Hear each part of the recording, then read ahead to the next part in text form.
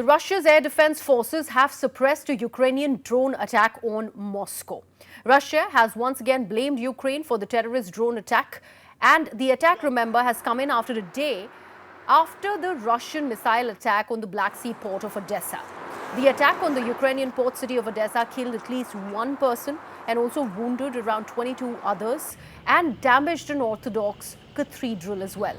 Also important to note here is that the wounded in Sunday's air attack included several children, while it destroyed several civilian houses and apartment buildings as well.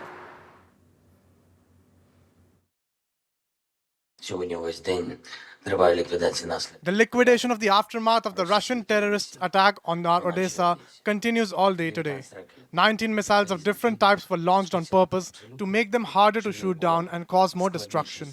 In total, almost 50 buildings were damaged in Odessa alone last night, 25 of which were architectural monuments. The historic center, a World Heritage Site that UNESCO has taken under its protection. The building of the Greek consulate was also damaged, and this is the second consular office in Odessa to be hit by Russian terror. Only 3 days ago, another such attack damaged the building of the Chinese consulate. Зачепив російський терор лише 3 дні тому. Через іншу таку атаку була пошкоджена будівля. Let me take this across to my colleague Sanjay Suri, who now joins us on this live stream. Sanjay, when we talk about the war on Ukraine by Russia, this is fast becoming a growing humanitarian crisis. We are now talking about civilian buildings that are destroyed and also children who are part of the casualty figure. Now, this becomes really, really worrisome.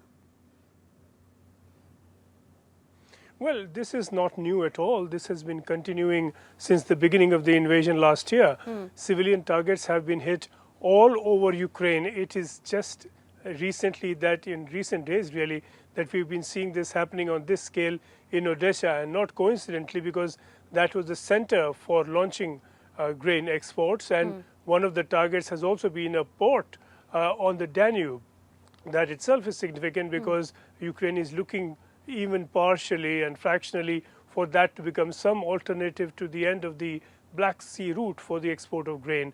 But clearly Odessa is now being targeted and is being targeted again and again, and we have seen very, very iconic monuments and structures here being targeted. It is quite a historic city, and when I visited Odessa earlier this year, I saw just a few buildings here and there that had been targeted and destroyed by the Russians, unlike the rest of Ukraine where buildings have been destroyed just about everywhere. But now there is a new concentration of attacks on Odessa, and clearly this is both symbolic and an attempt to block Odessa as an alternative source for supply of grain. Sanjay, if we talk about this drone attack on Moscow, which Russia is claiming has been done by Ukraine, what are we hearing from the Ukraine authorities vis-a-vis that?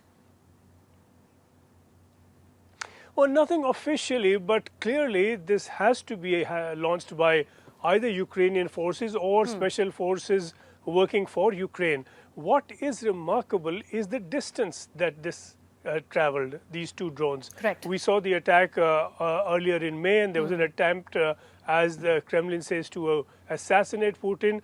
That was followed by another drone attack where several buildings in Moscow were hit. Then another just a couple of weeks back, and that had to lead to a closure of one of the airports serving Moscow. And now again this. Now the nearest point in the Ukrainian border is 450 kilometers from Moscow.